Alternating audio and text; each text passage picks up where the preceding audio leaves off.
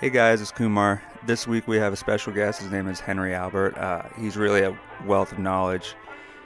We talked to him about a ton of things like professionalism in the workplace and how to get the most out of your fuel tank. So sit back, relax, and enjoy the episode.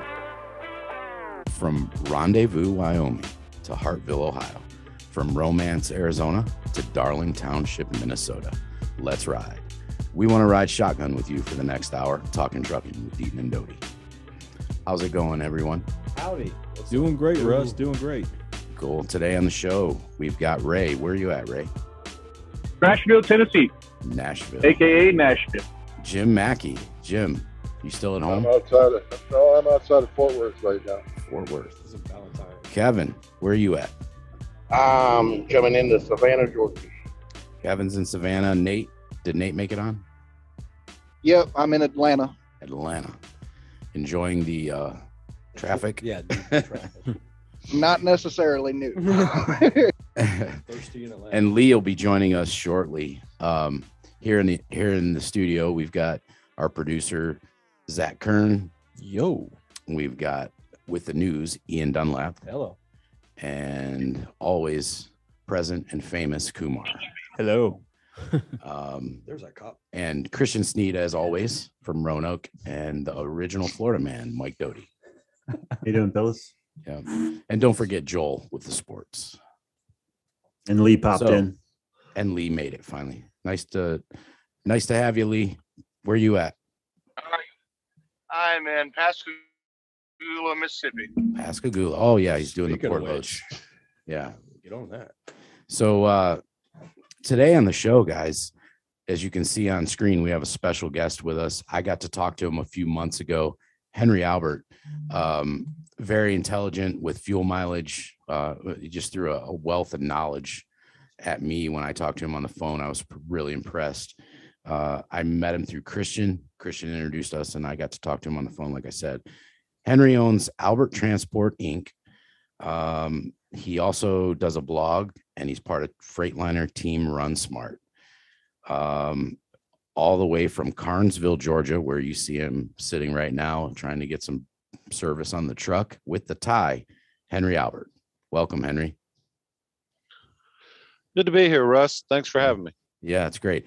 So, Henry, why don't you kind of fill us in on, exactly what you're doing, and let's start back where, when it started. How'd you get going in this? Like, well, you were in trucking before 2007 when you got all this going? Yes, I started driving in 1983. It was actually a small Dodge D500 straight truck hauling chicken. I worked for a private carrier. It was Weaver's Chicken then. It's now part of Tyson.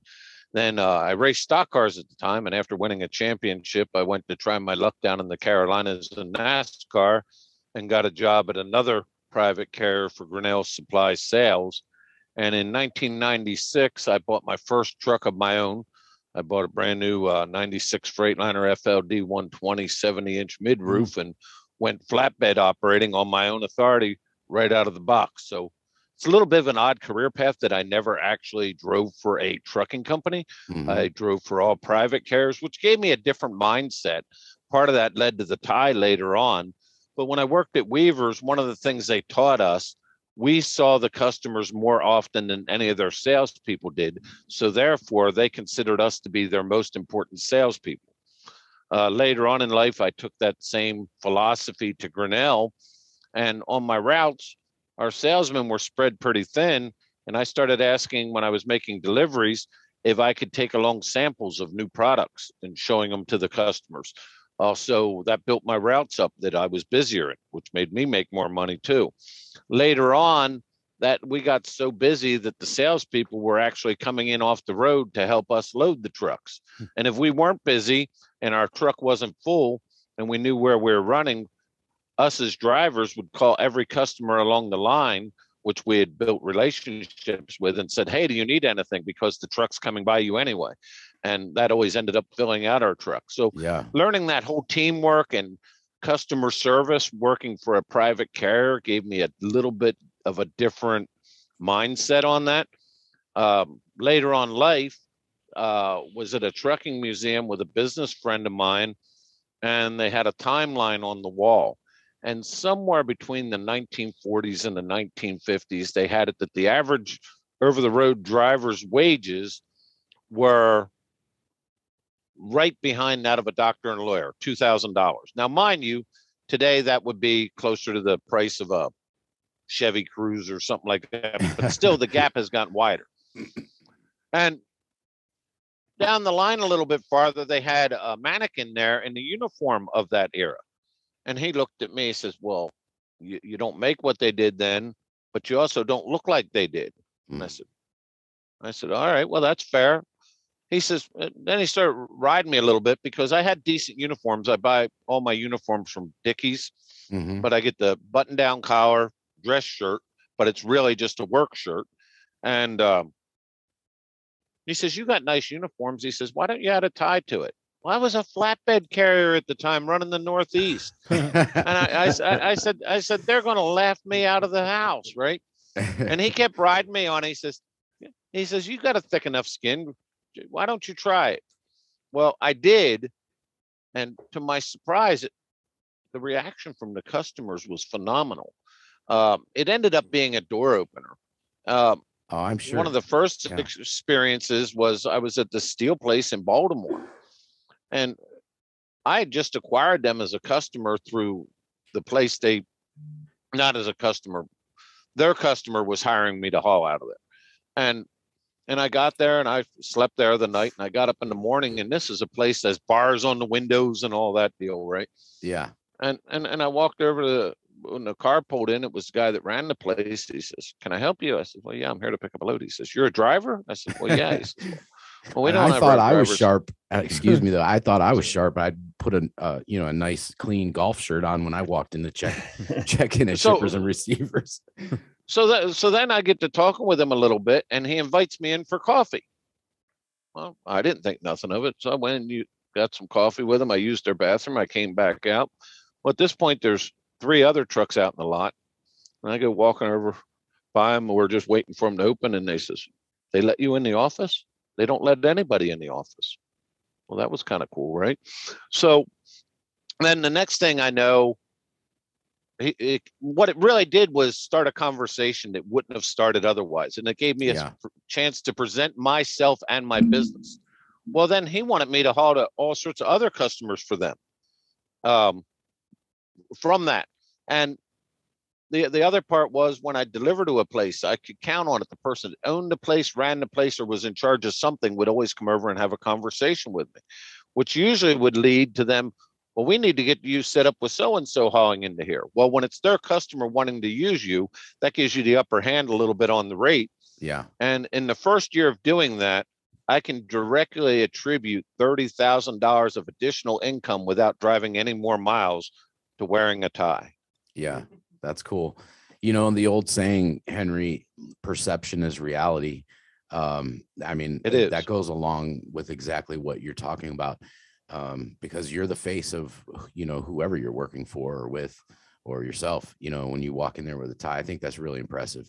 And for those goes with audio, that's a real tie because not everybody can see it, but it's not a clip-on tie. That's a real tie. I just want to make sure everybody home knows it's a real tie. So, this led on farther, right? So I stayed involved in the industry, and when I'd see editorial in the trucking magazines I didn't agree with, I'd call in and I call Overdrive out on one, and I'm talking to her, and then it got to be a regular thing where I got to know that editor, and she said to me, "Well, how come?" It was Overdrive magazine said, "How come you've never put in for Driver of the Month?" I said, "Nobody's ever nominated me." She says, "Nobody ever nominates themselves, gets nominated. They always nominate themselves." I said, "Well, I don't do that." She says, "Well, I'm going to fix your boat." I says, "How are you going to fix my boat?" She says, "I'm going to nominate you." I said, "Well, knock yourself out. I don't do what I do to get nominated for anything. I do it because I felt as though it was the right thing to do." Sure. Well, as it turned out, I got their Driver of the Month, and I ended up getting their Driver of the Year.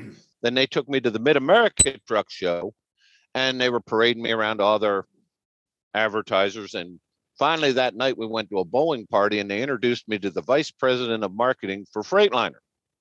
And we were supposed to bowl, but we didn't end up bowling. We ended up having a 3-long-hour conversation about the industry, fuel efficiency, everything. Well, he stayed in touch with me, and they were introducing the Cascadia, which was a massive departure from anything they built in the past. And they wanted to get 3 owner operators in them to do a blog, give them feedback, and also give them feedback from other people we met out on the road. And that was supposed to be a 2-year program back in 2007, but it turned out to be a success, and I'm still doing it today. Wow, that's So great. that's the story of how I kind of got to where I am. So, we talk a little bit about fuel mileage around here, Henry, and that's why I asked you earlier about what year were the first trucks you started doing things with.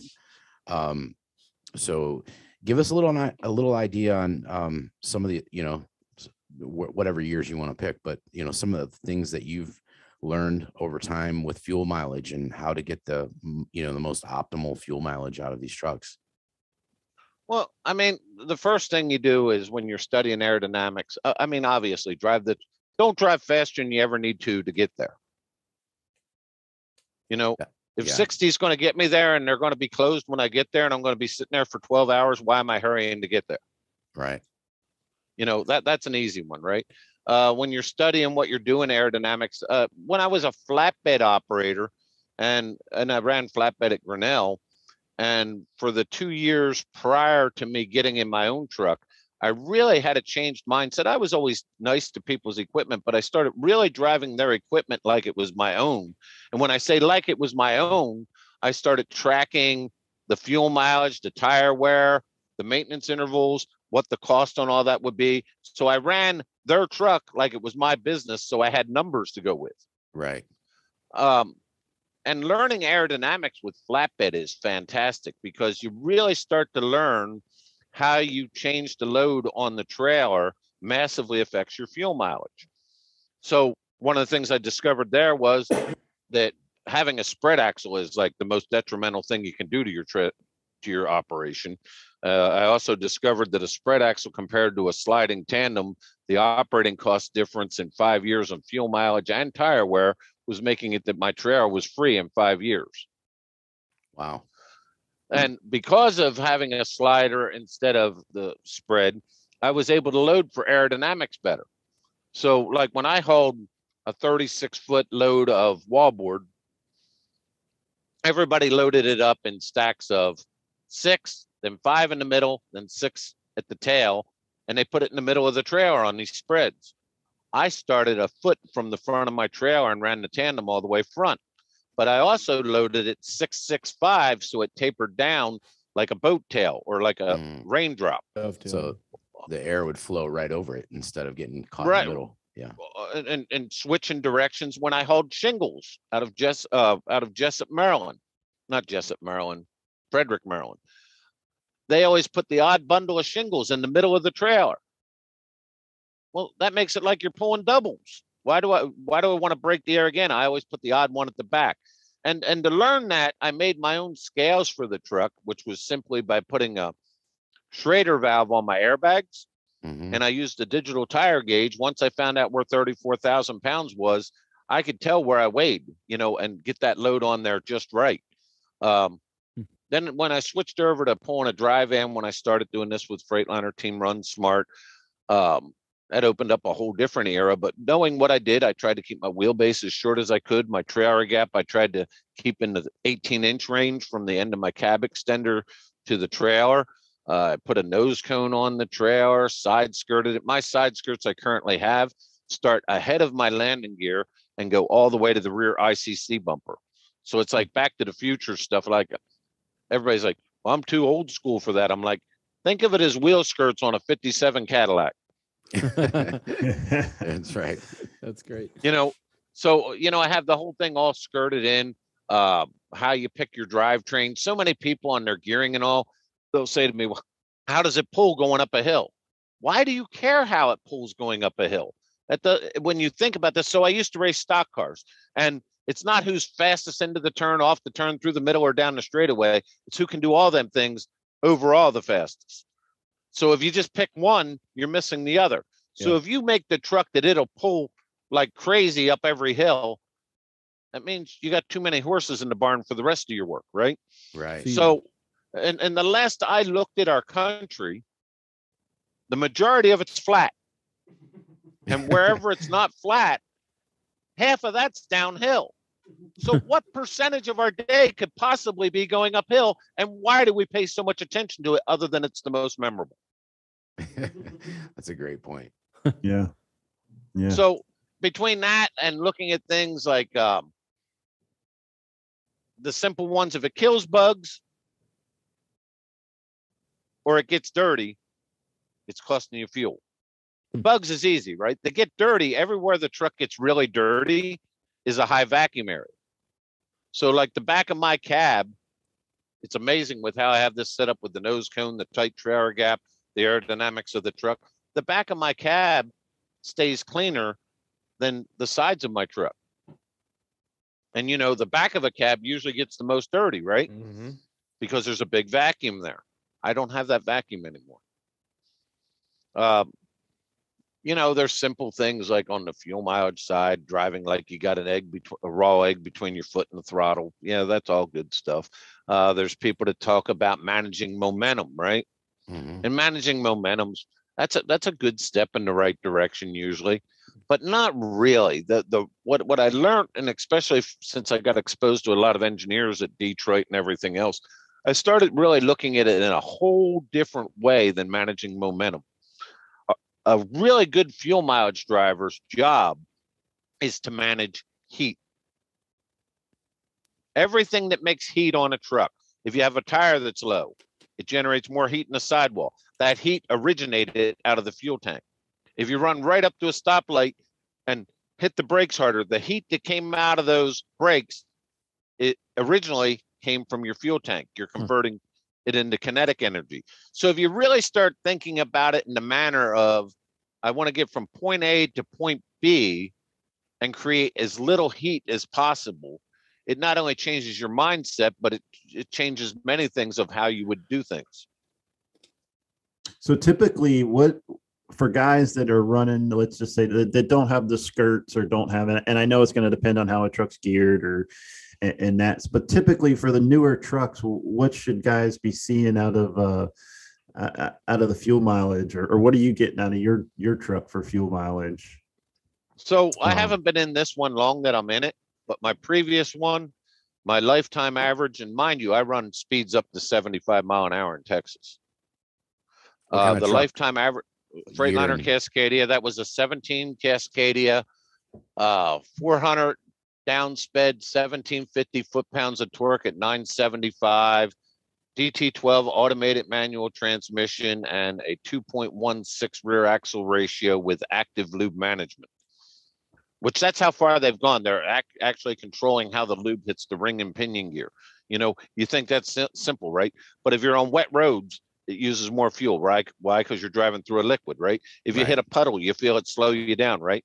There's two puddles in most trucks that you can't ever get away from. And it's the gear lube and your ring and pinion. Controlling that, it's just, that's how far things have come, right? That you're controlling how the lube hits your ring and pinion, which also cuts down the aeration of the oil, which is a positive thing. So the lifetime average on that was 9.6. The worst tank full I had in that truck was 8.2, and the very best was 13.4. Wow. Currently, That's I'm impressive. in a 2022 Cascadia with a 6x2 liftable pusher with a 2.61 rear axle ratio, DT12 with a 0.78 overdrive ratio, which makes the overall ratio in high gear of 2.03. With a 455 1850 right now they wanted me to experiment with, but I really like that 400 1750. What's the fuel mileage you just got in this truck? Have you driven already? I only got 14,000 miles on it. So the first run started out under duress. I built it for when I haul light loads because I can lift an axle on my trailer and I can lift an axle on my truck. So when I don't need the axle, it's not on the ground. People are like, what's the big deal? You're rolling an axle, right? Okay, well, take a tire and roll it a mile up the road to the McDonald's and roll it back and tell me how much energy it took to roll that tire. Yeah, it's less resistance. Yeah, that makes sense. Right. Not only that, when you have a tire in a tandem axle, it's not just a rolling tire. No tandem in the world is perfectly lined up. They're close, right? But you're never driving perfectly straight. So you're not only rolling the tire, you're dragging it slightly sideways all the time. So what I found is lifting an axle like on I-10 in Texas, it might only pick you up 0.2 because you're going pretty straight, right? Yeah. But I also checked it back and forth through the gorge in North Carolina on I-40. And in that section, it was 0.7. Oh, wow. That's big. But when yeah. you're going through the gorge, sometimes Yeah. you're not sure if you're looking at your own taillights. But when you start thinking about heat management, though, that's the real key. You know, did you hit the brakes harder than you needed to? Did you run up on somebody faster?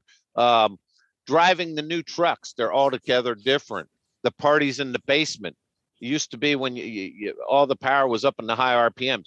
This engine in my current one now makes its maximum torque of 1,850 foot-pounds of torque at 900 RPMs. 900. Wow. You know, so you want to stay down there. All the real pulling power of this engine is below 1,400. It sounds good when you go up higher than that. But if you take this all the way up to like 1,700 RPM, you start to be about the same horsepower and torque as a new Dodge diesel pickup truck. There's nothing up there. And no offense, Dodge. No. I mean, the Dodge pickup's powerful. They're 6-7 liter Cummins, but you know, out of 15 liters, you want a little bit more pulling power than 6-7 liters, right? Yep. So yeah, it's the parties in the basement. You're keeping those RPMs down on these new trucks, keeping it. And the automated manuals. Everybody's like, well, you get a lot of drivers. They feel like it's a sissy transmission. It's an automatic, and the word automatic messes it up more than anything. Me and Christian have been through this. It's not an automatic. It's an automated manual. And the first thing I always teach drivers is where the clutch pedal is. They're like, but it don't have one. Yes, it does. It's in the brake pedal.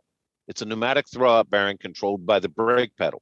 So like when you're backing under a kingpin or whatever, this is the convenience side of it, right? If you barely feather that brake pedal and barely touch the throttle, you can feather that brake in and out and take that clutch in and out just like when you had the pedal. Why is that important? So if you're backing up under a kingpin, everything on this automated manual, you're sending it a message. It's simply giving you a response. So you get around a lot of the truck salespeople and the magazines and trucks are, right? I get around the drivers at the fuel pumps and at the docks and the truck stop counter, and they're all telling me how stupid it is. That means somebody's wrong, right? Yeah. They're both over at the liars wrong. counter, right? Right. They're both wrong, though. This truck is not at all smart. It's not at all stupid. It's operating on logic. Logic is not smart. Logic is not stupid. So you as the driver, you're sending it a message, right? It's simply giving you a response to that message. But like any computer, if you feed it junk in, you get junk out. Yeah. So some of the best manual drivers I've ever met in my life, for some reason, when they get into an automated manual, they lose their entire mind. They do things they never would have done before. Well, Henry, on that note, so about Nate Garner, who's on the show with us, Nate has a Kenworth T680.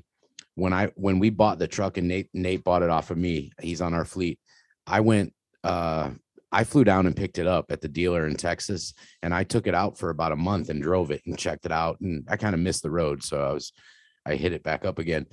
And it's the automated transmission, and it was the first time I'd ever drove one. And I had to literally practice at a truck stop during the day when it was really slow to back up, because I had that thing jerking so bad that anything that was above me in the cabinets when I was backing up was falling on my head. That was happening. And I did figure it out. It took me a couple of days to practice, every chance I got, but I know exactly what you're talking about with that brake. You have to feather it right. I had the same exact. That was my biggest problem too, and an automated transmission was the backing or that jerking. Until you learn to feather the brake. Yeah. The other thing I see that they do that's a mistake. the light turns green and they want to put their foot to the floor. Yeah. So remember, underneath all that technology, it's the same type of transmission we've always had, right? So if you were driving a manual 10-speed, a 13-speed, 18-speed, whatever, if you're in the lower side of the gearbox, do you ever put your foot to the floor? No. Because if you do, you're going to over rev all the gears, right? Right. And you're going to have a hard time shifting, right? Yeah, you won't get it in gear. And you're going to be jerky, right? Mm-hmm. So the fact that it can do it's amazing, right? But you're going to over rev all the gears. So the DD15, for example, it hit. So the Series 60 that it replaced, when you hit the throttle wide open, it took 3.3 seconds for it to hit maximum torque. These are 1.5 seconds.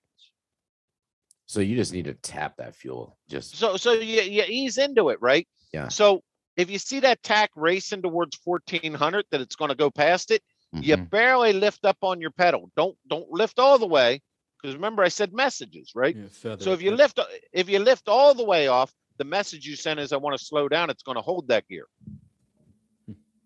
But if people don't even see my foot move, it's just release pressure on it slightly. That sends a message I call the transmission Spock, pure logic. That sends a message to Spock. I'm satisfied, and it rewards me with the upshift early. And if I'm lucky, it skips over a gear and comes in there right down there around 900 to 1,000 and gives me another full pull of it. So Lee, you're with us, right? Did Lee make it? No, he's there. He just I'm here. Okay, so Henry, Lee is one of our drivers. He's on here with us. He's in is that a 2022 or 21 Mac? 2022. 2022 Mac. He just got into he switched a few months back from another truck. I think you were in a Freightliner. No, you were in a Peterbilt before that, but No, Freightliner. Oh, was it a Freightliner? Okay. Yeah. So do you feel the same thing in that Mac, in that transmission when you are on a pedal, or you that guy that's mashing it, Lee? No, sometimes, not even thinking, and I think every one of us do this, not thinking about it, and you're thinking about the people next to you, and you're just trying to get through that light, you just automatically try to floor it. And if I'm just being honest with you, not all the time, but sometimes when I'm starting off, I do floor it. And what he said about lightly lifting it, I didn't even think about, the RPMs, the theory behind the that. pressure, Yeah, well, the theory behind the pressure, usually I would just let all the way off, which makes sense according to what he said. So that in itself helps me out already. So what was your name again? I'm sorry. Lee. So think about this, Lee. Anytime that it's doing something you don't want it to do, think about what it heard. As soon as we get because these automated manual transmissions, or any computer for that matter, if you start trying to fight with it, you're both going to lose, right? It's just how it's going to work. But everything's a message. You're running the Mac, which is the M12. They have a lot of similar features. I encourage you to learn how to use descent control. What's that, Henry? Descent control. So on the Detroit transmission, the DT12, which I know some people that run your equipment. I don't run that, but I understand it's similar. So I never touch my Jakes manually hardly anymore. So there's two ways to do it on ours. On your truck, if you get 5 mile an hour over your cruise setting, does it automatically put on the Jakes? No. Lee? No, sir. At any speed above your cruise speed, does it get on the Jakes on its own? Mine does. No, sir, it doesn't. Okay, ours does. And the factory setting's 5, but I can adjust mine up to 12 over. Jim Mackey said his does. Jim said his does. Yep. Yeah, Jim's in what is yours, a 16 Pro Star Cummins motor, Jim? Yes. Yeah, 10 speed manual. Okay, so if it's at 5 over, right? Let's start thinking about this logically. When I first got in, when I was going back and forth through West Virginia, and it was annoying because it would go into that feature called E-Coast. I'd build up too much momentum, then it'd drop back in on the Jakes, and it'd have to rip itself back, right? Mm-hmm. So I'm like, if it does that, if I had to cruise set 5 less going down the hill, it would hold me right where I want to be, right? So most vehicles, if you hold the set button, it changes your cruise setting 5 mile an hour at a time. So try this. Don't over rev your engine doing nothing. But when you get to the top of a hill where you know it's going to have to hold it going back, because why are you trying to race to get up to speed? Because you're just let gravity be getting you there. Hold your set button down and set your, say you want to get down the mountain at 65, set your cruise at 60, and it'll pick the right amount of jake and brake the whole way down the hill that you won't have to do anything. Okay, I'm gonna have to try that. Try that someplace where it doesn't matter. Firstly, not on cabbage. That does work. Yeah. Does work. It does work, Jim. You've done that. Yeah, I've done that. Yeah. So the other way on, and I don't know how their controls are set up in the Max, the Volvos, the Peterbilts, because that's not what I run.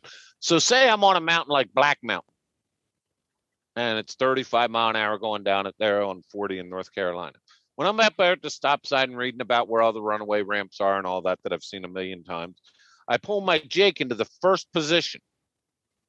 I get myself going to about 34 mile an hour, right under that 35, and I hit set on my cruise control. I have not set cruise control. People are like, you can't set the cruise when the jake's on. That's because you're setting descent control. So when I hit that button, it's like backwards cruise control. It's holding you from there down. It won't give you throttle. Think of it as mirror image of what cruise is. Yeah, that makes sense. So it'll hold you there all the way down. Now on the newer ones, they've changed it some. So on the old ones, remember I said you were sending a message, right? So if you're doing that 5 under trick that I told you about, and you're going down the mountain and everything's fine, but all of a sudden there's a mobile home there with a blown out tire limping along and you got to hit the brakes, right? Yeah. Well, when you hit the brakes, you canceled the cruise. The jakes are going to stay in my product that I'm driving. The jakes are going to stay on to the same level they were before because it's going on the last message it got. It figures you were wanting to hold back. Now you're wanting to slow down. This is not a time to release the jakes, right? Mm-hmm. But if you clear that situation and you let your foot off the brake, what message did you send the truck? Oh, it's clear ahead. It's going to go into that E-coast and take off, right? Yeah. How do you eliminate that? Just hit set on your cruise and it resets right where it was. Oh, cool. Okay, I see. You see, but not with your foot on the brake because you can't do it with your foot on the brake. You know, you're under control. Take your foot off the brake and just hit resume. So it's resetting the speed at what the change of speed that you got to. It's resetting that speed for five over. Or if you cleared it, exactly. Mm-hmm. Yeah, that makes sense. Then when you get down the mountain, hold your resume button down and it jumps you up to 5 again.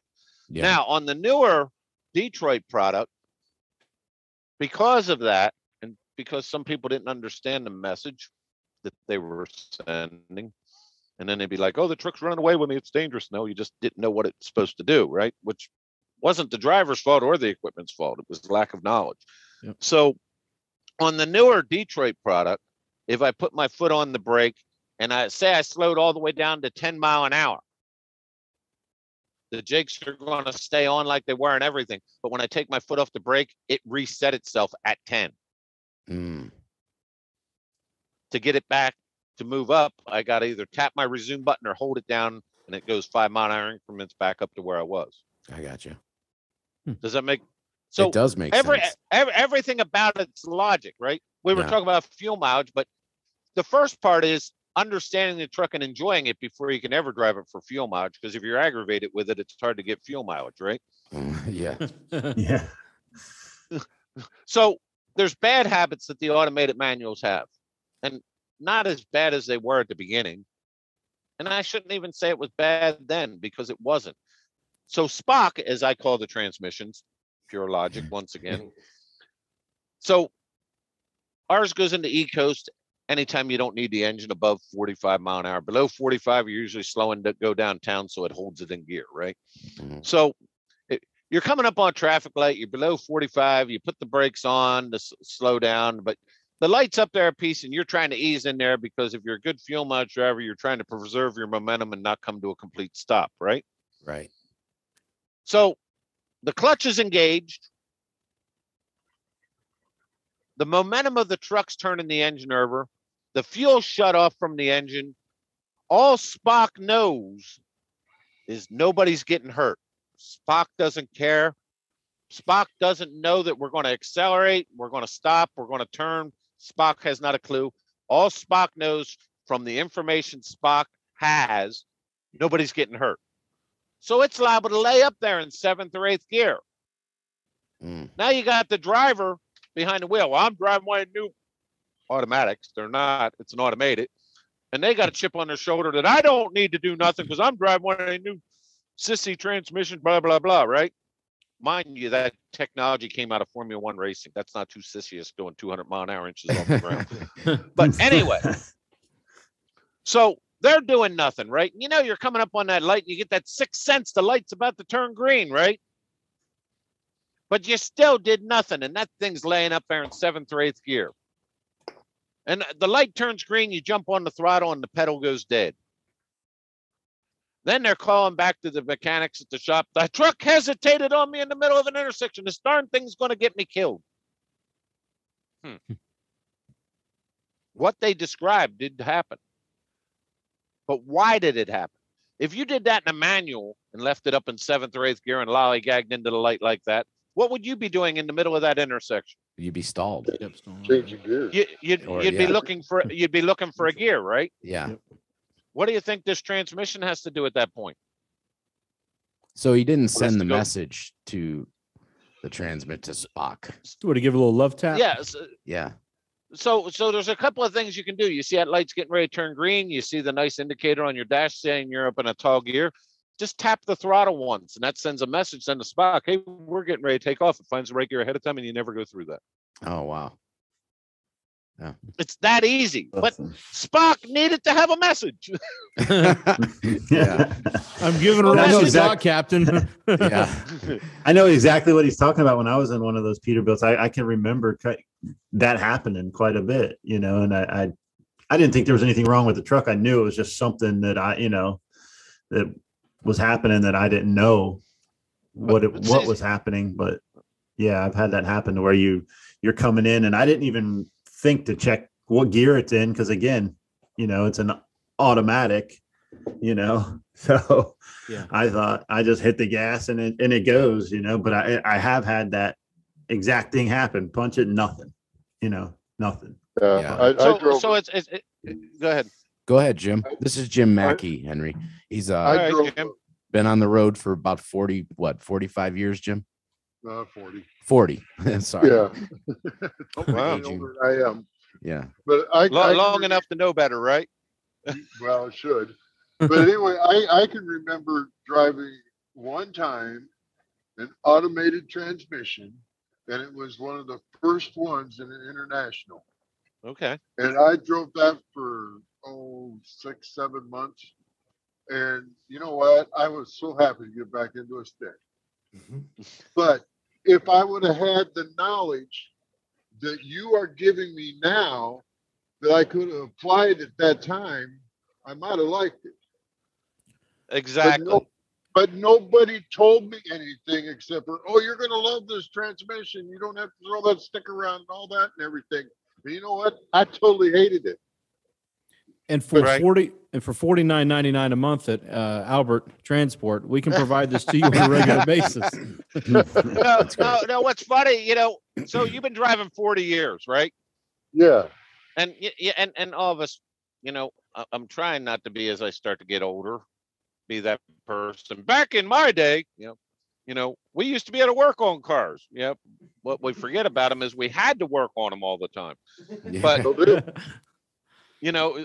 The spark plugs didn't go 100,000 miles back then, right? If you didn't keep your points and your plugs right, you know, things were going south in a hurry, right?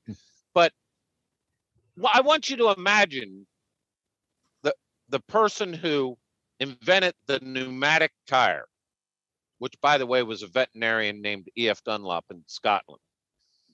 And E.F. Dunlop invented it because his son had some sort of deal that the vibrations on the cobblestone streets messed him up, right? Mm-hmm. Then later on, somebody came up with this. You imagine being the salesman telling people to do away with a solid rubber tire that's reliable to go with this riding on air? Well, that's just stupid. You imagine how stupid that had to be, right? I mean, I think I would have been on the wrong side of that issue, right? And then later on, can you imagine the salesman that had to sell the next brain dead idea of the tubeless tire? Well, I mean, that had to seem like, what's it going to do when I go into a turn? The bead's going to jump in, the air is going to go out, I'm going to wreck, I'm going to flip, life's over, catastrophe, right? I need a tube. We've always had a tube. So I didn't live through those two items. But what I did live through when I drove at Weaver's, it was a changing time. We had spring rides, we had no air conditioning, we had no power steering, and we had an AM radio. This is back in the day. The older trucks did, but they were starting to get newer trucks in. And the first thing they got us was air conditioning. And I remember the old timers of that era, which, by the way, the old timers of that era were pretty cool. They didn't care if you wanted to hear something or not. They told you. and one of them really changed my career that way. I mean, now they'll film you so they can put it up on their Facebook page, which is crazy. Instead of stopping you from messing up. Them old timers back then, they would stop you. But anyway, I remember the old timers, though, they were all, well, air conditioning, that's terrible. Real drivers don't need air conditioning. You're going to be getting out of that cool truck and you're going to be passing out on the dock. Air conditioning is dangerous. It shouldn't be in a truck. And I'm like, give me one. Yeah. Right? So the next thing that came along the line was we started getting power steering. Well, that's dangerous. If that goes out, you're not going to be able to steer the truck. You're going to crash and die. Okay. Yeah, I thought I was in heaven. I thought I was in heaven when I got center point steering. There you go. I drove one that had that. If you got no tight maneuver, you could run out of air too. Yeah. So then well, that's what it said. The next thing that we got was air ride suspension. Oh my gosh. You'd have thought we were going to, I can't feel the road. I'm going to roll over.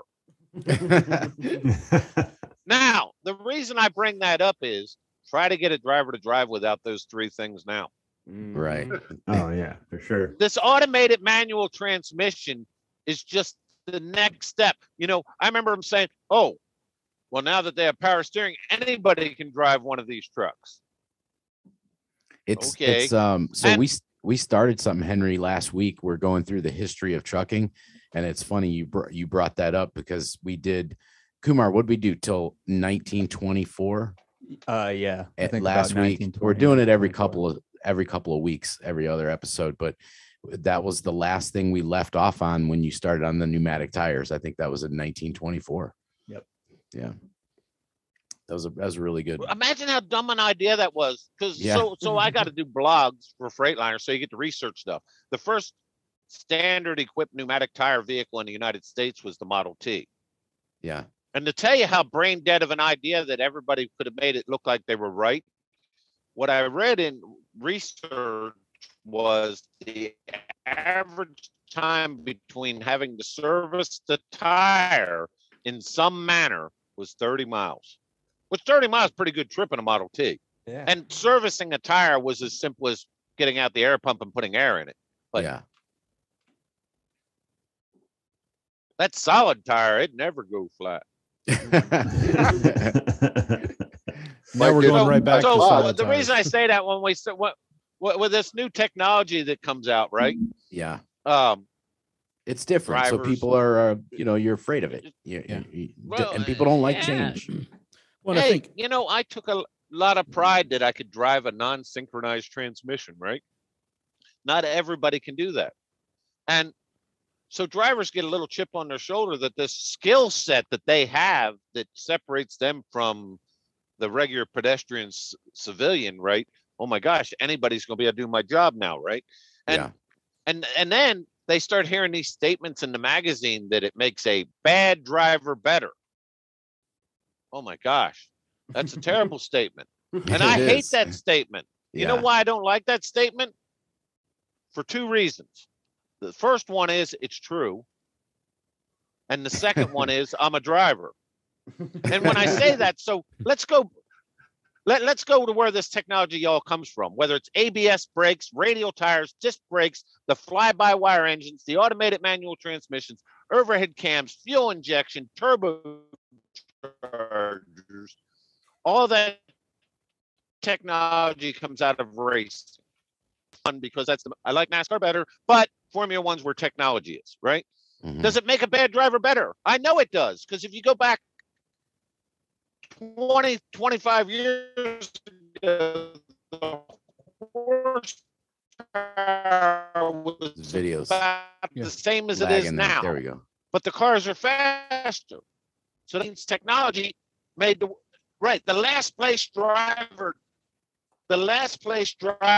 today in racing is faster than the last place driver of 20 or 30 years ago with the same amount of power.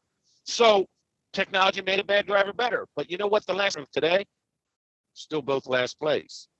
There's, with all the technology, it's in Formula One, for example, there's 5 drivers that win the majority of the races. Why? Because they learn how their inputs and how to interact with whatever technology was put on that car. You could take like one of the greatest drivers we had in our country, like Steve Kinser, for example, out of a sprint car, right? If you dropped him in a Formula One car and just said, there's the start button, go win the Monaco GP, he'd look like a duck out of water. Traction control would be kicking in. He'd be trying to figure out what the world was going on, right? Yeah. But if you trained him on it, he might be able to do it. But it's still, no matter what racing series you go to, there's 5 drivers that usually dominate it, right? Because they understand the technology and how they interact with it.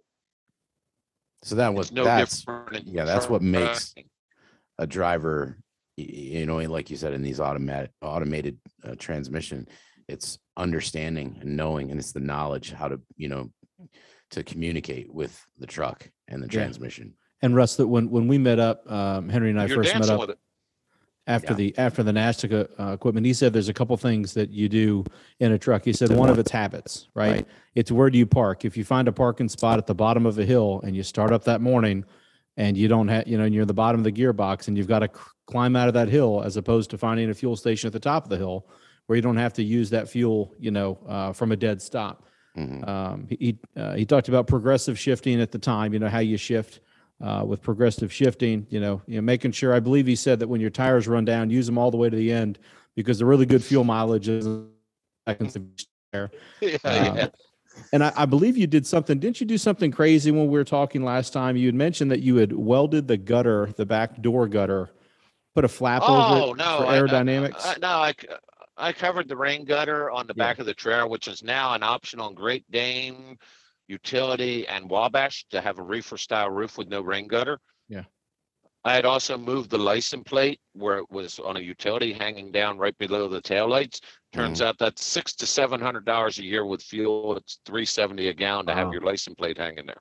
Now, could you imagine if they raised the price of our license plate $370? We'd be freaking out, right? Yeah. But we put our license plate there. Hold a license plate out all day with your arm out the window of the truck. Tell me how your arm feels at the end of that day, if you could even do it all day, right? There's energy there. When you start, does that license plate change your operation? No. But if you find 10 of them, now you got $3,500. Yeah. That's real money to me. That is. Oh, yeah. Yeah. So, you know, people wonder why, like on my new truck, the CB antennas are integrated into the roof. They're like, well, what's the big deal of a CB antenna? Once again, hold a CB antenna in your hand out the window all day at 65, 70 mile an hour, and you'll find out what the big deal of a CB antenna is. No, it all makes sense. So, Henry, Ray Nieto's with Ray. Are you on here? Is he still with us? Yeah, I'm here. Okay. So Ray's been with us a long time. He's really good at, he's, monitored his fuel, everything, his speeds. So Ray, can you kind of just tell Henry how you do it, what you do even with profit gauges, I think is what you use. Oh, okay. Yeah. I use profit gauges and fuel gauges to track my fuel mileage. So the truck I have is it's a Kenworth T700, and it's a big wide body truck. Got super single tires on it. We used to have those on it, but I swapped it over to the super single Michelins, and that's improved my fuel mileage right around half a mile per gallon noticeably right away, like right out the gate. Yes.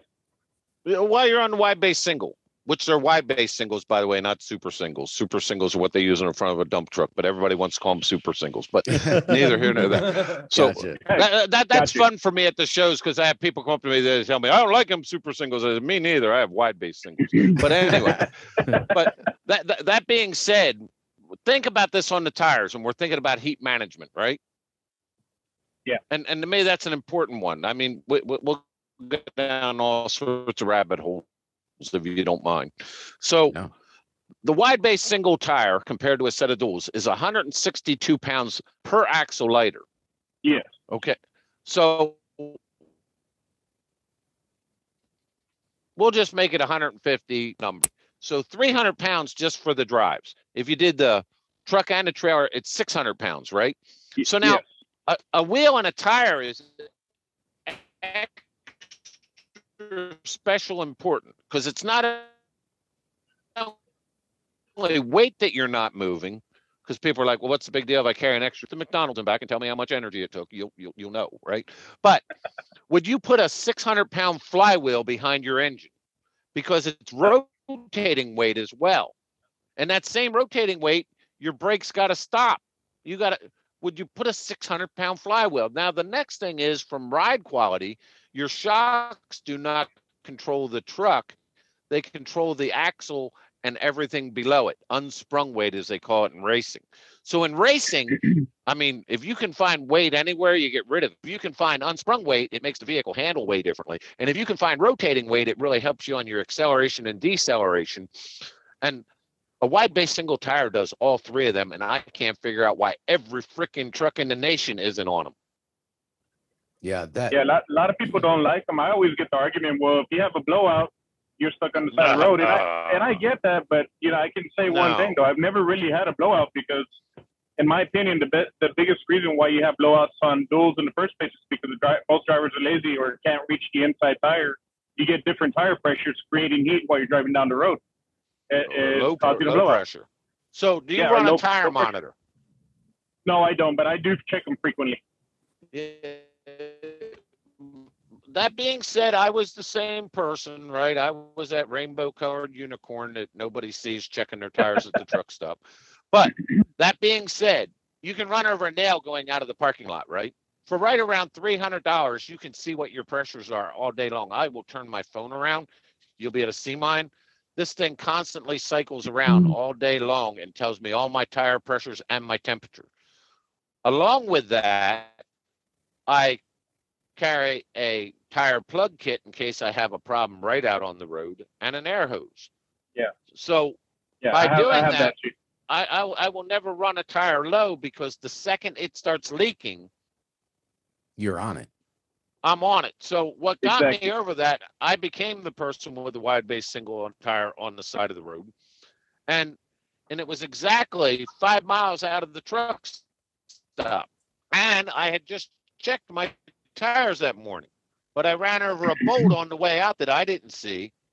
And I went down the road and destroyed the tire and the wheel, which made me determine that the tire monitor was cheap and tires are expensive. Could I add one more thing too? Yeah, keep going. I just went down a rabbit hole in the middle before. The way I look at it with the fuel savings, I'm pretty sure I can afford the tow, not the tow truck, but the tire guy to come out here and fix my tire too. With the fuel savings, I mean, you're going to be better off in fuel savings than I think the last time they came out to fix a tire in a trailer was about maybe $300, $400 at the most. Which, and I'm agreeing with you, but I highly advise and stress to you to get a tire monitor. Once you have one, I should. Once you have one of them, if you drive a truck without one, it almost feels like somebody took your mirrors away from you.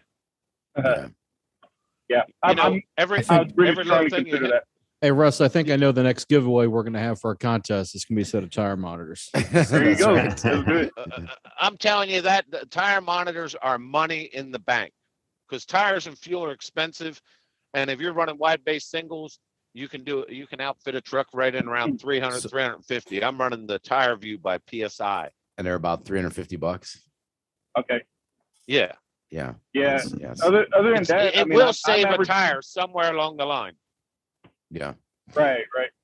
And we, on our fleet, Ray, we've got guys there, we all talk. Ray talks to all our drivers. We've got guys, we bought some trucks that our drivers bought off of us, and they came with super singles. And then these guys, most of them switched them out eventually to duals. And Ray and I kind of laughed at them, didn't we, Ray? We're like, I don't know why they would do that. Cause we do get that, the fuel savings. And that's when, Ray traded his, when he, a while after he got his truck, but he got rid of those duals as quick as he could. I got to step out of the cab for a second. I will keep talking, but I got to point to the mechanic about something. Yeah. So keep talking. Yeah. The one argument that I use a lot for people that don't like the wide base single is I'm like, the hardest work tire on the entire truck is which one? The steer. Mm-hmm. Yeah. It's the closest to its max weight all the time, right? Right. If having this fail safe of an extra tire was so important, we should have duals there. And we don't. That's funny.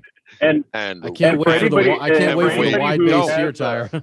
What was that, Christian? I said I can't wait for the wide base steer tire. It's going to be great. There is actually such a thing, and I am after one because I want to carry more steer axle weight so I can have my liftable pusher axle up in the ground, off the air more often. Yeah. So Ray, what else are you doing, Ray? To fill us in a little bit. Not only that, but for fuel mileage. So I kind of want to make a comment too on all the naysayers on the wide base singles is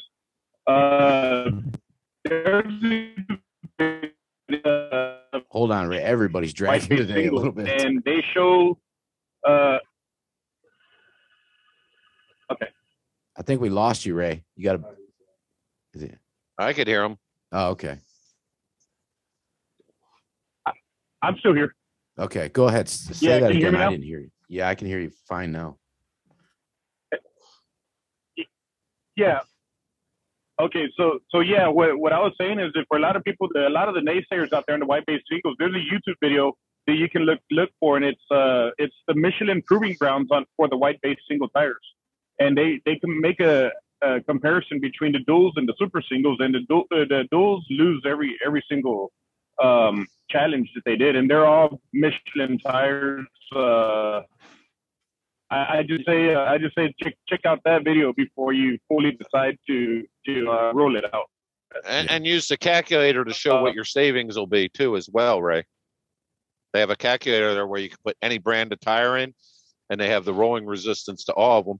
Even ones that beat them are in there. The old Goodyear 314 had a low rolling resistance, and they showed it as a low rolling resistance. Henry, we need to go to an auditorium. I could sell 15,000 seats with you talking on stage, by the way. I just, if you don't have business opportunities ahead of you, it's amazing the content and the knowledge you've got for the years. So Ray, well, I'm having fun with this because we're going. You're allowing me to go down rabbit holes. And it's great. I mean, we have, we got a ton of drivers listening to this when it comes out on every Friday. And, this is important information over the years. Mike Doty and I, Ray, Mackie, Joel, a lot of us, we've been talking about fuel every day. We talk about fuel mileage and so to educate us, to help us become better, is great. And more important the last 4 months, right, or however long it's been, I guess. My gosh, 13 months that the spike's gone on. It's what, 50 what cents fuel surcharge? 52 cents, I think, this week is the fuel surcharge. So those super singles are paying back more money now than they were a year ago. So Ray, mention, what else are you doing? How are you tracking your fuel mileage? You're using profit gauges, right? I believe you've always used that. Yes, I use profit gauges, and profit gauges you got to pay for if you're keeping track of your finances. But fuel gauges is actually free. Anybody can use it. All you got to do is download the app, and you can go to letstruck.com, or you can go to your app store or whatever, and just look for Let's Truck, and you should see the fuel mileage calculator come up. So that would be an accurate way of tracking your fuel mileage. Ray, your truck is that a 13 speed? It's a 13 speed, yes. Yeah, it's a PACCAR. Yeah, it's a PACCAR engine, MX-13, EPA 10. The biggest downside to my truck, and by my fuel mileage, I believe is not any better than what it is I have a 336 gear ratio, and that's one of the worst ones in the market. Yeah, 336. There's really no benefit to the 336 gear ratio. Yeah. Does somebody have a calculator? Yeah. Yeah. Take three. The question I have for you is, hold on, you Ray. drive your truck, do you? Hold on, Ray. Hold on one second. 336 times 0.73. 245.28. Yep. So your overall gear ratio is a 2.45. Did you catch that, Ray? We may have lost him. We had a signal problem there for a little bit. Yeah. Did you catch that, Ray? No, I didn't. All right, say that again, Henry. So we took the overdrive ratio of 0.73 times your rear axle gear ratio will give you overall ratio, which was 245. 245.28. Yeah. So your gear ratio, he was saying, Ray, is 2.45 actually. Yeah, well, but now there's two 13-speed transmission. One of them has a single overdrive and one has a double. I don't know which one I have because I don't. Most of them are 0.73. Okay. Yeah. So other than that, but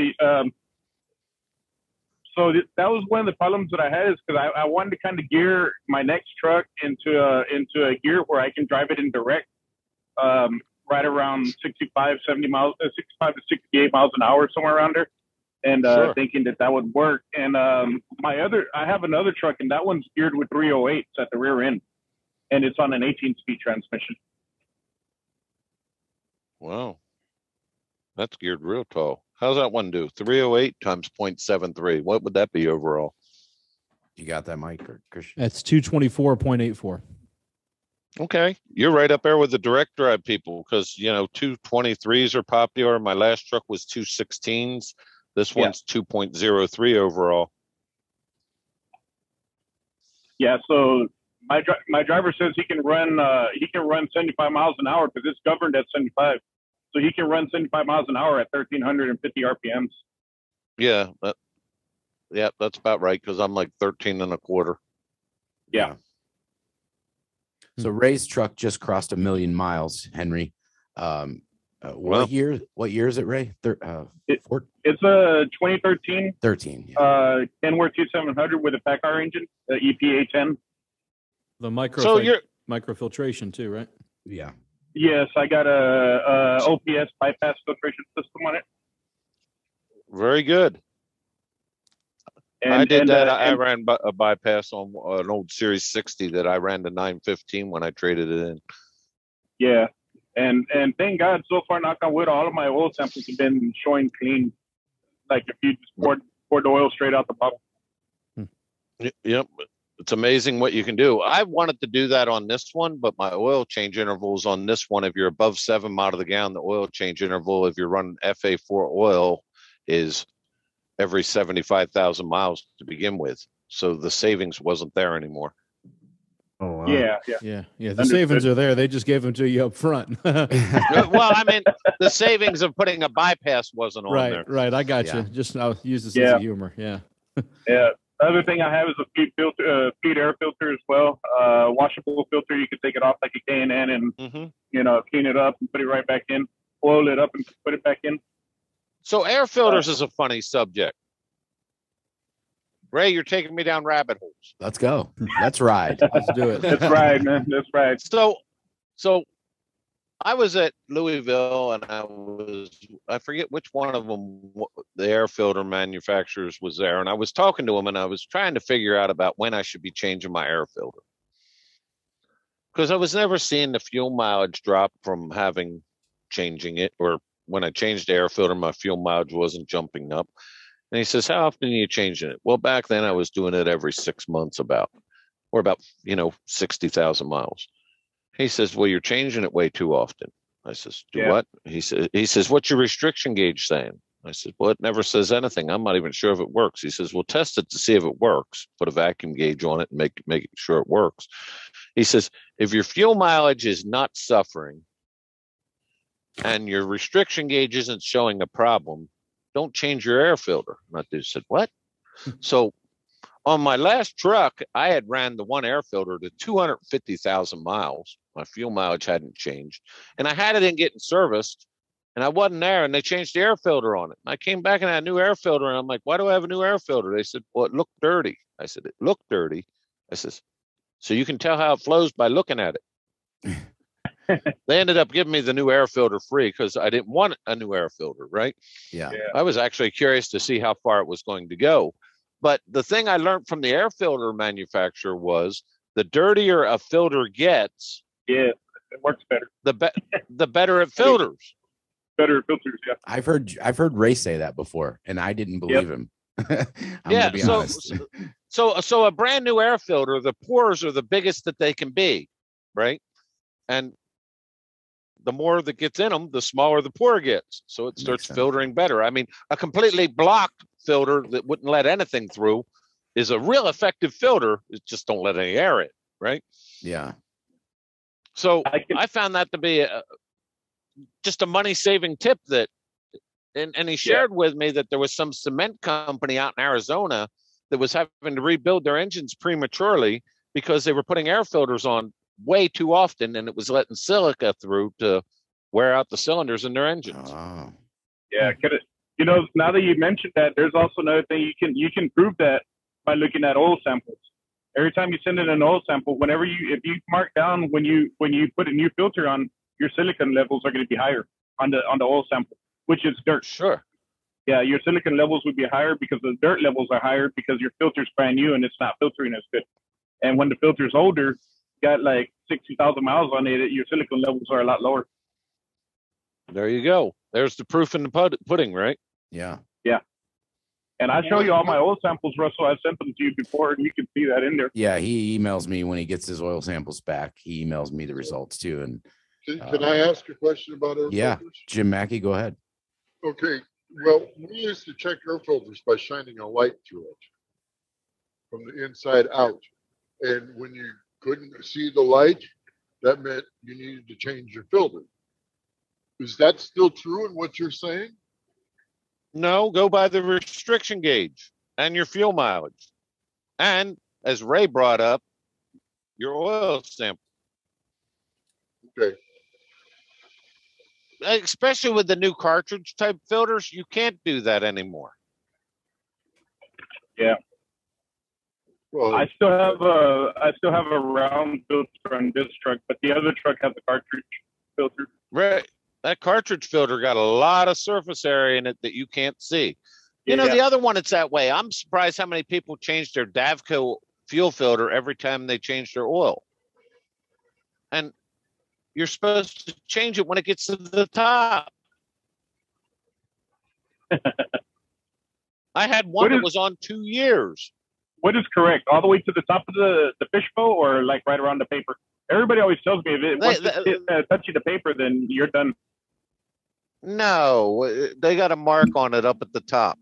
So the way the Davco works, right, is as the fuel filter gets dirty and gets restriction on the bottom, the fuel level moves up to catch fresh filter again. Does that make sense? Yes. So yes, I'm learning something new all the time. As the fuel filter gets dirty, the fuel level just moves up to get the clean filter again. That's the purpose of it.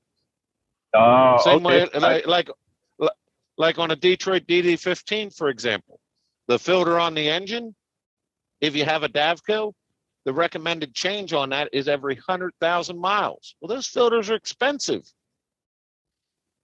Yeah. You know, and people aren't taking advantage of stuff to where it can go. You know, I've met people with DD15s that should be on FA4 oil at a 75,000 mile oil change interval, changing oil every 20,000. I'm like, I'm glad you got money to throw out. So, Kevin Lewis, are you still here with us? Yeah, I'm here. Has your head exploded yet, Kevin? There's a lot of information, right? Yeah. Henry, he's a really good mechanic on our fleet. Kevin's him and his dad comes from a trucking family, and I know he's soaking all this in too. Don't listen. Hell, hold on. Don't listen to the mechanics. Kevin, it's funny, Henry, because no, when something breaks on the road on our fleet, usually I'm patching in a 3-way call with Kevin. We know how to put Band-Aids on everything to get it moving, get it going. Right. But yeah, that's funny. Kevin, you got any? You know why questions? I said you know why I said to Kevin not to listen to mechanics. Yeah, Kevin, I'm picking on you. So when these newer trucks started coming out, and people would go and they'd talk to tow truck operators, and they'd talk to technicians, and they'd tell them every horror story that ever came through their shop. Well, to me, that's the same as going to a divorce attorney to ask them if marriage counseling works. You need to ask what works. Technicians, the technicians only get to see the broken ones. Yeah. The majority of them are still going down the road, right? Yeah. So you understand what I'm saying? That's why I was joking with you. Don't listen to the mechanic. So the other one is, and I drive a Freightliner, right? So I got to take some hits when they have 42 to 48% market share. It comes with it, right? Yeah. So I always have people, well, my friend's a tow truck driver and he tows more Freightliners than any other brand. And I always look at him and say, well, I'd hope so. There's, you know, Napa Auto Parts probably sells more parts for Toyota Camrys than they do Ferraris too, right? But we know Camrys are more reliable than a Ferrari. Yeah, they're just everywhere though. Yeah. And the same way you go to mechanics, I work on more Freightliners than any other brand. It's half the trucks on the road, right? I was gonna say that's half the trucks. That's half the trucks in a truck stop right now. Right. I mean, if you're a mechanic and you're making most of your living working off of Marmons, you probably got a pretty quiet shop. Yeah, but you know what I miss the most about mechanics is that when you walk into the shop and you say, hey, I got a problem with my truck, and the guy'd stand there and look at you and say, what's it doing?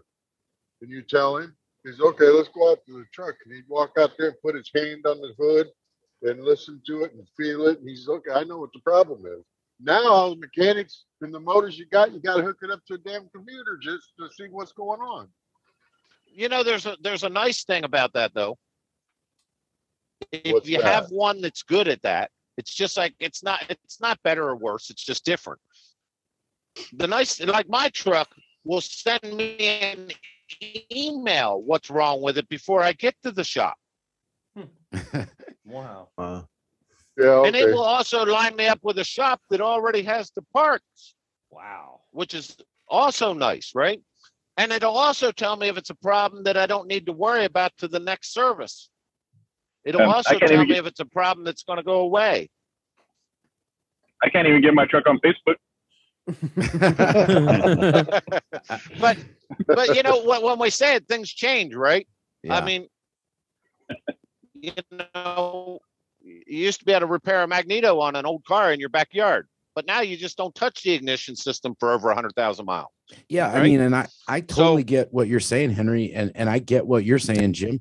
You know, it is different, and it's not that one is better or worse than the other. Really, it's just they're different. Mm-hmm. You know, one costs more. Well, it's like he said at the beginning. It's lack of knowledge on the driver's part, on our part. You know, I didn't know. I'm soaking it up now. A lot of things he said I had no clue about. You know, and what Jim said, Henry. I remember my dad taught me how to put my ear touching the plastic part, the handle part of a screwdriver, and touch the metal part to something to see if I hear the bearings are bad. And my dad taught me that when I was a little kid. He's like, and if you hear it sounds like rocks in a barrel, your bearings are bad. Yeah. And that was an old trick that he used working on. We worked on cars growing up, and you don't have to do that anymore. No. Yeah, we wait for an email. Yeah, you get a message. you want to test somebody. If you want to test a kid now, you just tell them to have a coat hanger and bypass the starter solenoid. Yeah, light them up like the 4th of July. Yeah, I've done that with a screwdriver. Yeah, but my son, I know things he doesn't know. And this is back when I had my race car, and we were at a salvage yard looking for some stuff, and he was along. At the time, I knew that up in the shed, they had a rotary phone. And I said, hey, go up there in the shed. There's a phone. Call your mom. Tell her we'll be home at 3:00. He said, okay. He comes back to me. He says, Dad, how do you work that phone? It was a rotary dial phone. Now, mind you, he could make the clock quit flashing on the VCR. I couldn't do that, right? Which I finally fixed that with a piece of black tape. But and he could figure out how to do things on the phone and program all sorts of stuff that I couldn't dream of doing. Read a telegraph signal, right? But is that important today? No, So it's good that some of those old skills, because that screwdriver deal, it still works on a lot of things. Right. I still use that trick. But, new things come in behind us. Even drivers, the original Teamsters, they had horses, right? They wouldn't know how to do my job. I wouldn't know how to do their job. But I haven't moved freight with a horse in a long time.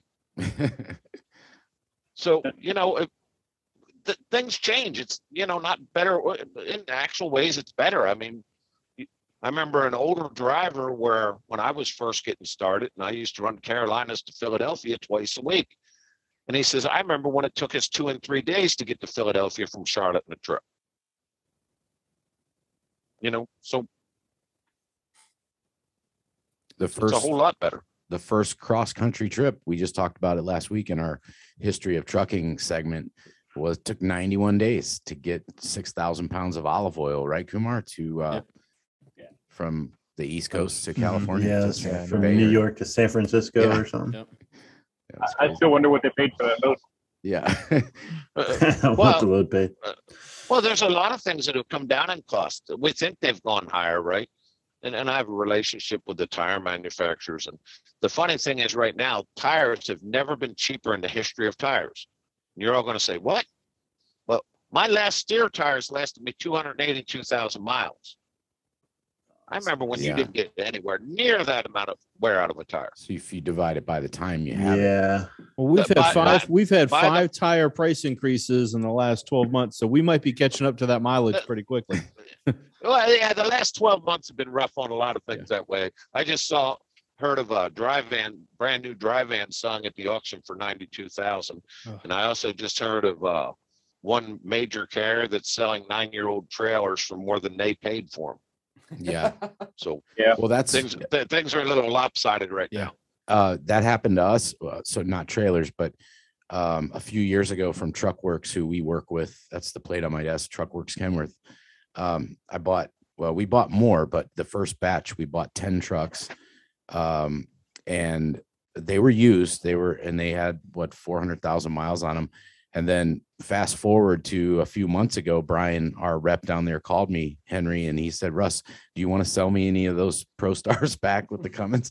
And I said, no, I mean, they're working. They're great work trucks. And he said, because I can pay you well over, what you guys paid for them, and you've had them for 2 years or 2.5 years, whatever it was. I just thought that was funny, for more than he's going to pay well over what we paid for it 2.5 years ago. Yeah. The truck market, used market has gone crazy. Yep. Yeah. I saw a brand new drive van for 99,000 posted. Crazy. Yeah.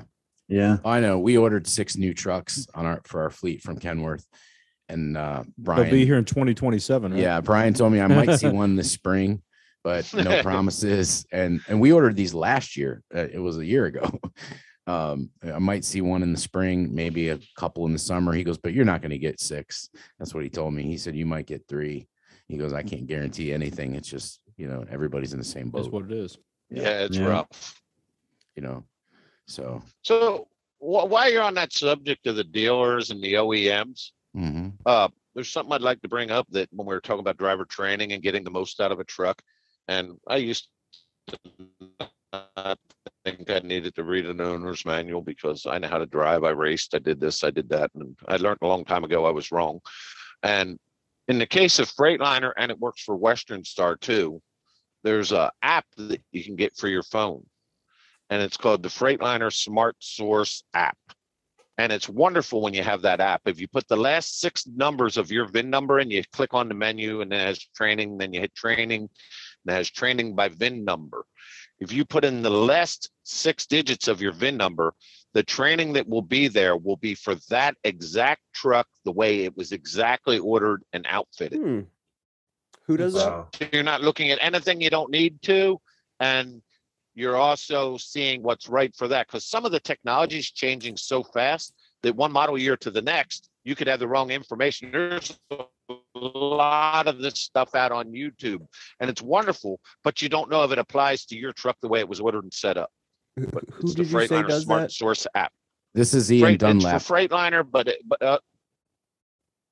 I'm what? sorry, Henry. This is Ian Dunlap. He's our operations manager here at the Deaton Fleet, also our news correspondent on the show.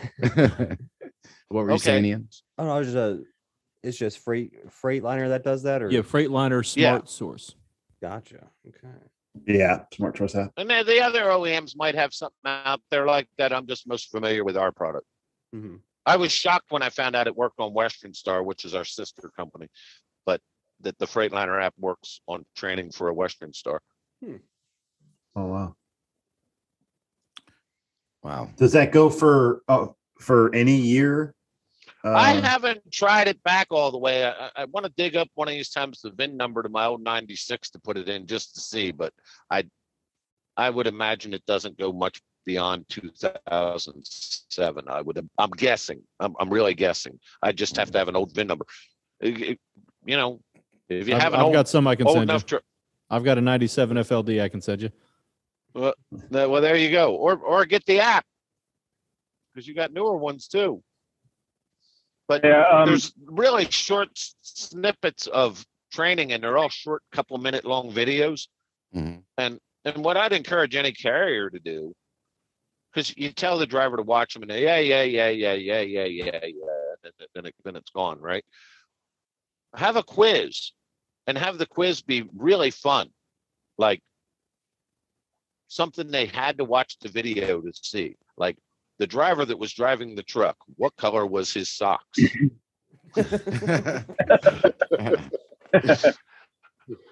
Or what color was the house at the left side of the intersection 1 minute in? You know, I mean, just something that they had to watch it, because the others, they might be able to BS their way through, but and then have a prize if you got it right. But through that, they're going to have more knowledge of the equipment they're driving. They don't know what they don't know till they find out what they didn't know. And everybody I know that has done that, they're like, well, this truck's awesome. And this is people that were despising it to begin with. Well, on that note, Henry, when you mentioned, how are people, Christian, how do people notice things? So Christian and I have been talking about this for a couple of days. And Christian, you want to bring it up? I was going to say, normally when you gain wisdom through someone like Henry, you tend to go more this color. Yeah. But I think we have a number of people that Russ has been around in his own office that don't know that his beard was not getting grayer, but it was getting browner this week. And no one said anything. No one noticed at all. No one observed. So Henry, my beard, and you can see it on past shows, is white right here. It's mostly my chin, and it's completely white. And so when we had a beard contest on our show for several months, we raised money for St. Jude's. Christian has a white beard like I do. Wow. And one show, Christian showed up and his beard was black again, and it was hilarious. And so I decided, I went down that rabbit hole of Just for Men, and I shoe polish, and nobody noticed. And I've been talking to Christian about it over the last few days, and it's just hilarious. You guys didn't notice. Yeah, fail. You all fail. You guys are picking up. You fail. Yeah, your office is picking up the ticket on the 17th. Right? Yeah, it's funny. Yeah. Well, so the other part of that too, Russ, was I chose the ethnic dye the first time. And that took it went from white to black quick. So I remember I walked out and Amy's like, what? Like, what did you do? I'm like, I don't know. Maybe I left it in too long. But what were you going to say, Joel? Tell him about the blue dye. Oh, yeah, I did. Oh, yeah, so I was trying to win the beard. I was trying to win the beard contest, Henry, that we had. And it was all for a good cause. We ended up raising $5,000 for St. Jude's. We're very proud of that. But I dyed my beard, and everybody had long beards, right? We noticed that. Yeah. And then I dyed it blue, but it didn't come out right. I looked like Papa Smurf. And I had to shave it and lose and pay the pot for the beard contest. But it was bright blue. It was like firework blue. It wasn't even the color of your shirt. Yeah. I just thought it was funny. That I noticed. What, Ray? Yeah, if I could, while we're on the fuel mileage subject, I'd like to make a statement, and and if I would like Henry to kind of the slowing down thing. But one of the things I want to say is that right now the way fuel costs are going up, I mean, we should be taking advantage of fuel surcharge that we're getting right now. Like you just mentioned a while ago, it's 52 cents a mile, right? So a loaded mile, that's great. One of the biggest expenses, or actually, I think the biggest expense of an owner-operator is actually fuel. So the biggest thing you can do is slow your truck down a little bit, and you can take advantage of that. You can probably even make more money when the fuel prices are up with the fuel surcharge rather than, just by slowing your truck down and improving your fuel mileage over when the fuel is actually cheaper. I agree with that. And I'd like to see what Henry thinks about that. You're absolutely right, but even when fuel was low, I never drove faster than I needed to. And mind you, you're talking to somebody that's running 75 out across Texas now, because on my particular run of 1,382 miles each direction from Laredo to Charlotte, if I crack the whip and run the speed limit the whole way up, I can do it in 2 days flat, both directions, and cut out a 10-hour break on each direction. And when I get back, I either get another run that I take it easy on, or I've also been doing consulting work on that day that more than makes up for the fuel that I burnt by running faster to get that done in. And that's just that particular run, right? But what I don't get is the people that run cracking the whip and they're going to a customer that's going to be closed for the weekend and they're going to be there all weekend. Why in the world? My gosh, I'd be at 58 mile an hour. Because there's no hurry to get there. 34-hour reset. Well, they were going to get one anyway. You know what I'm saying? So I never drive faster than I need to get there to keep my schedule. Which to me is the accurate way. Because what I see, Ray, happen to some people, they get blinders on, right? So I know people, I don't run more than 57 mile an hour, no matter what. But you just missed out on a $3,500 run because of it. Well, that's bad, right? Yeah. Then I know the other person, I run the speed limit, no matter what. Well, you just got there and sat in the parking lot for extra time. Both ways is wrong. To me, it's a blended thing. I make my speed decision based on obviously first safety, traffic, weather and all that, right? But aside from that, it's a daily decision that sometimes changes. Yeah. So say I was going to get unloaded the day before and I got held up in a little bit of traffic and I was running slow. Go ahead. Yeah, I'd like to argue too. Sometimes even when you slow your truck down, you do a lot less lane changing because the majority of people are passing you, not the other way around. You trying to pass everybody else, so it's a lot less wear and tear in your truck. Absolutely. At the end of the day, you're less frustrated because you're not. You can concentrate a little less on, who's in front of you and how hard you got to hit your brakes. You just kind of stay away from everybody that way. I agree with you 100%, Ray. I just took a run up into Kansas last week where I didn't have to crack the whip at all. And I just lollygagged around 62 to 65 and just sat over there in the right lane. Didn't have to hit the brakes. It was beautiful. But on my regular run. What did you get on your fuel mileage on that trip? When you were running that?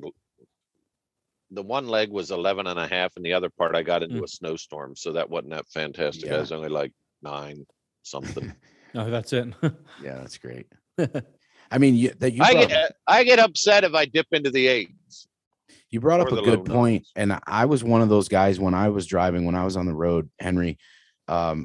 You know, I'd put it at 62, and I just felt like no matter where I'm going, what I'm doing, if 62, and I did drive with the kind of the momentum thing in mind if I was going up and down hills, so I didn't have to press the fuel pedal a lot, but I was pretty much 60 to 62. If I could stay in there, no matter what the trip was, I felt like I was doing better on fuel. But you brought up a good point. I mean, realistically, it should be more trip specific rather than just in general throwing a blanket on it. That makes sense to me. It's my racing background that brings that into it. Everything affects everything, right? Right. And going with one or the others just is wrong. But if I had to favor one, probably slowing down would be more often than not the way to go. Yeah. I love driving fast, but I also love making money. Right. Keeping money. Me too. Keeping money. So, yeah. So it all depends. So, but back when I was flatbed, I used to run to Florida 2 times a week at one point on flatbed, right? And I knew what loads my shipper had out and what I brought back. That was just a regular deal. Okay. And I knew, looking at what they had, if I could turn a third round based on what they had. So if there was a Jacksonville and a Tampa and an Orlando, I could do all 3 of them. If there was a West Palm, but that one was too long, I'd run out of hours before the week. But if I saw the opportunity to turn out 3 turns instead of 2, I'd crack the whip and run the speed limit, right? Because of the extra revenue. Right. Makes sense. And more often than not, I got that third run in. More often than not. There's a couple times I failed. But if I got anywhere into that trip and something slowed me down that it wasn't going to happen, you lost money. You saw backed it up. But you saw me the rest of the week at 60. I just backed her off. Backed it up. Yep. Gotcha. Because I'm done. You know what I'm saying? So like on this trip, and I've pulled it off all but in the last 3 years, I've been doing this, cracking the whip the 2-day, 4 calendar days, Laredo to Charlotte, back to Laredo. There's only 3 or 4 times I have not pulled that off. But I'm using 8-2 splits. I'm using 7-3 splits because, if I get to Atlanta, well, that's what I was doing here while I'm on the call. I'm doing a split because I'm going to hit Atlanta, and the amount of Atlanta is going to slow me down. I'm not going to be able to make it to my halfway point. So I stopped. Smart. So it's planning all the way out ahead. And another friend of mine said it's almost an hourly decision.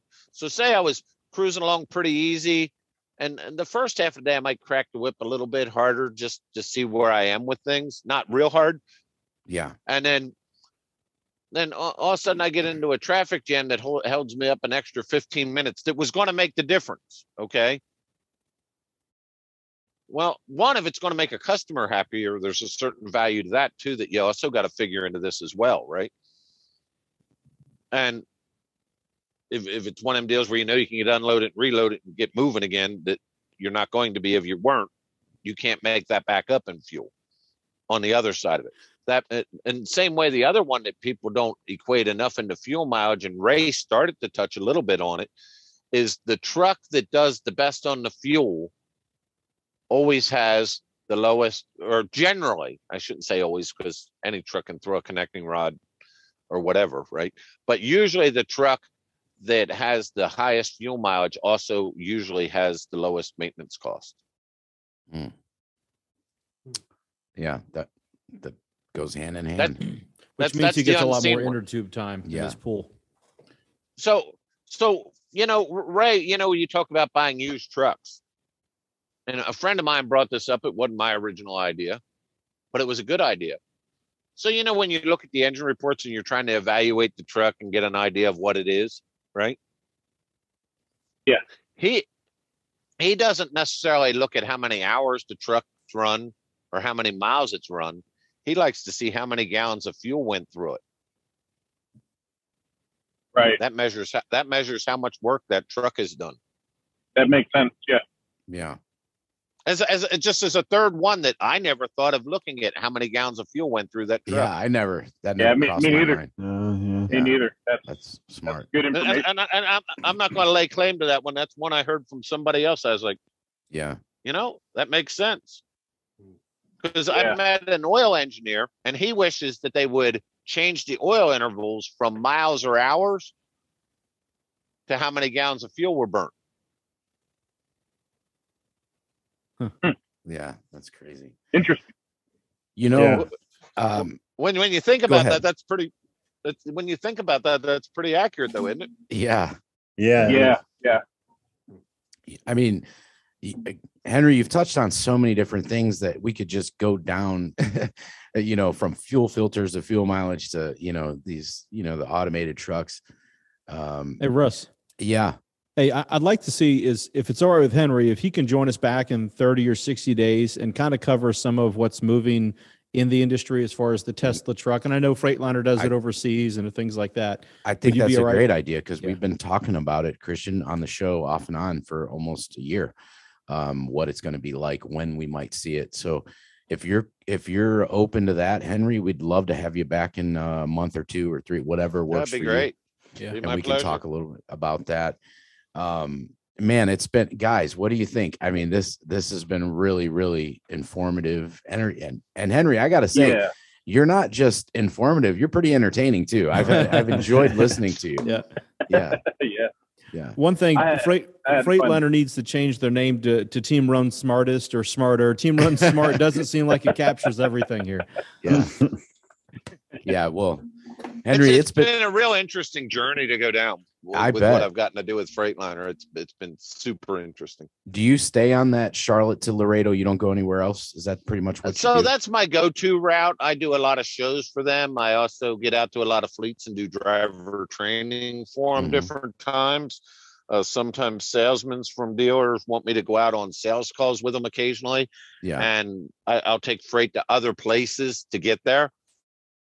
Most of the time, rather than fly there, I'll take freight and then we have the truck there as a backdrop. Yeah. So the freight becomes the way that I get around to a lot of the shows. So my go-to route when there's not a show is generally my Laredo to Charlotte, Charlotte to Laredo. Yeah. Well, I will say this. Ray, Kevin, you guys, Ray, can I make sure that you have your tie on next week? I want you to take a selfie when you get going. I'm going to look on Amazon for a tie. I'm going to buy one for Kevin too. Yeah, he's getting Kevin one too. Hey, no lie. So let's just go to the tie for a second. Yeah. When I had people when it started getting attention, some of what I was doing, and it was kind of cool. But I had drivers say to me, "You're ruining the reputation of trucking," and I'm like, "Huh?" and then I had drivers tell me, "What do you think? You're better than the rest of us?" Nope, but I want the customer to think I am. I know I'm not better than anybody else on this call. Right. But if the customer thinks I am, that's fantastic because I don't want the customer to think I'm just as good or worse, right? Right. Think about the opposite of that. There's the fun sides of it. I remember in Georgia, a DOT officer at the scale, he says, "A truck driver in a tie." I said, "A truck inspector in a tie." He says, "Okay, touche." That's great. That's great. He was going to pull you in. I've had people think I'm the police officer when they're parked illegal, and it wasn't parked illegal. The industrial parks in Charlotte, they all have no parking. But if you're there for that business, you're legal. Okay. Yeah. And I was flatbedding and I was getting out to untarp in the morning and the truck was behind me and he was starting to untarp. And I went walking back. I says, "Hey, I'll give you a hand." I was going back to tell him I'll give him a hand folding his tarps up if he gives me a hand folding mine. Right. Yeah. And makes it better for both of us. And the way my uniform is and everything else, and I had a tie on, he thought I was the law. He says, "I'll be out of here in just a minute," and all this. I says, "I don't care how long you're here." He says, "Aren't you the?" Yeah. That's fun. You don't see that much anymore. Yeah. But anyway, I mean, there's fun sides to it too. You know, well, Henry, like, "Doesn't it bother you wearing?" Nope. And I'm anxious. And here's the best thing, right? I'm anxious to see who on our fleet ends up with a tie on. I believe it'll be Ray. I don't know if it'll go with Crocs, but I'll try. think about this. Every day we're out there, Ray, we're representing what trucking is. True. Yeah, I'm gonna get a tie and I'm gonna wear it for my t-shirt, shorts, and truck. I don't think that's quite working, Ray. But anyway, so you know out west how a lot of the convenience stores have a couple of diesel pumps next to them? Yeah. I can't tell you how many times I've been at one of them to go in and get a cup of coffee or whatever, and I come walking out of the truck and somebody in a car will say to me, "You're a truck driver?" And it starts a conversation that would not have started, that usually ends up me sharing with them blind spots, braking distance, often letting them get up in the truck and sit and see what we see. Yeah. So there's a lot of positive things that really come out of that. Because to me, in my opinion, the thing that hurt our industry more than any one thing that I could ever think of. What? And it's a movie that I enjoy. Sweatpants and flip flops and tank tops. No. The movie Convoy. The movie. Jim remembers that. Yeah. I think we lost you there, Henry. Yeah, we did. Sang that. There he is. It's back. Yeah.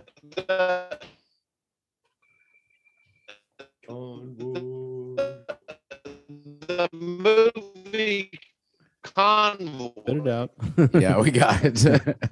It portrayed this in that outlawish attitude. I mean, it was a great movie. Same way with Smokey and the Bandit. Great movie. Who doesn't like Sally Field getting out of the wedding dress? A lot of people into the industry for the wrong reasons. And each one of us is a representative of this industry every moment we're out here. Well, I think you're a great representative of us truckers, even though I'm not on the road anymore. But Henry, it's been really good having you on. The invitation is always out there. Anytime you want to come back on and join us, come on. There's so much we could talk about. We actually do a couple other segments, Henry, and this has been great. This whole show, special episode. Yes, this will be great. We'll promote it on all our social media stuff that way. And if we're in our office, our terminal is here in right out about 30 minutes outside of Cleveland, Ohio, in Barberton, Ohio, right near Akron. So if you're ever up this way in a truck, please stop in, see us. We'll give you some shirts, some hats, whatever you need. And maybe a tie. Maybe we'll have ties ordered on our next. There you go. They'll be Talkin Truckin ties. They'll be the truck works ties. Talkin Truckin ties. There you go. Yeah, TTT, Talkin Truckin ties. So Ray's going to be the tie. But guys, it's been Christian. Remind me, and I'll send you a picture of the driver's uniforms that I'm talking of. Send that, get and it then up there somewhere to share. Christian, actually, we can. So when they put this video together over tomorrow, you guys can put that up on the show when we talk about it, Kumar and you and Matthew, of the old uniforms. But man, it's been, like I said, it's been fantastic. I've thoroughly enjoyed it. We will get you the link, Henry, on Friday. Christian will send it to you when the show goes live on the channel. And if anyone got anything else, I just want to tell him thank you for his time here, and I enjoyed it. That was Jim. Said thank you. Thank you all for having me, and I didn't mean to pick on the mechanic too bad. You're good. Kevin enjoyed it. I know he did. We talk a lot of repairs and trucks and things like that, so I know he was going to enjoy that. So I look forward to watching it too. There's so much information that was on the show tonight that I'm going to have to watch it when it comes out this weekend, just so I can kind of. There's got to be things I'm going to forget. I know. So, but with that, if no one's got anything else, Christian, Mike. No, thank you, Henry. Good. Thank you. Just be safe on the road, man. Yeah, just be safe out there. With that, everyone else, be safe. Have a safe week. Keep the shiny side up, and go Guardians. Go Browns. 27-24. Go Cavaliers.